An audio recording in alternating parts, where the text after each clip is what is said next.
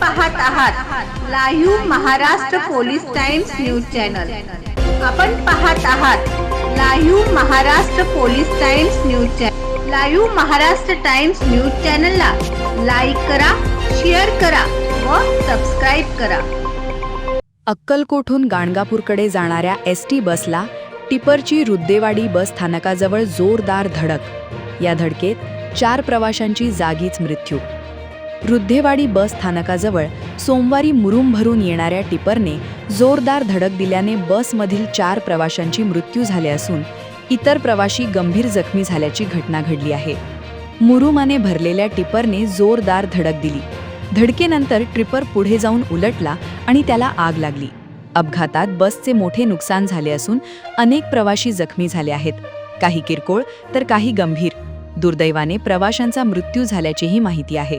दरम्यान अक्कलकोट तालुक्यात अवैध मुरुमा संदर्भात मोठी गाजावाजा सुरू असताना मुरुम भरून निघालेला टिपर धडक दिल्याने पुन्हा एकदा मुरुमाचा विषय ऐरणीवर आला आहे। हा अक्कलकोट गाणगापूर मार्ग भाविकांच्या मोठ्या गर्दीमुळे नेहमीच व्यस्त असतो, त्यामुळे विशेषतः वळणांवर आणि बस स्थानकांजवळ सावधगिरी आवश्यक असल्याचे पुन्हा अधोरेखित झाले आहे।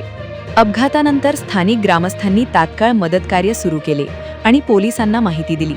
दरम्यान या घटनेनंतर दुधनी नगर परिषदेचे नगराध्यक्ष प्रथमेश मेत्रे यांनी घटनास्थळी भेट देऊन जखमी प्रवाशांना मदतकार्य सुरू केले। त्यानंतर पोलीस घटनास्थळी पोहोचले।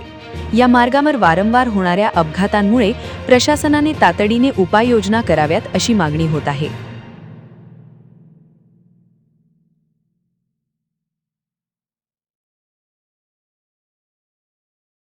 जाहिरात घेणे चालू आहे।